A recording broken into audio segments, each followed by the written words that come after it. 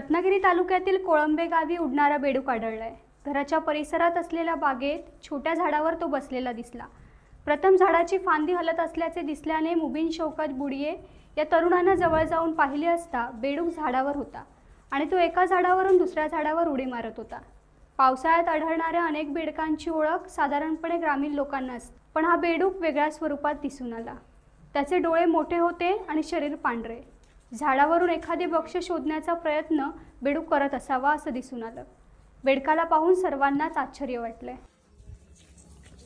प्यारो है ना मुबीन पे केवढं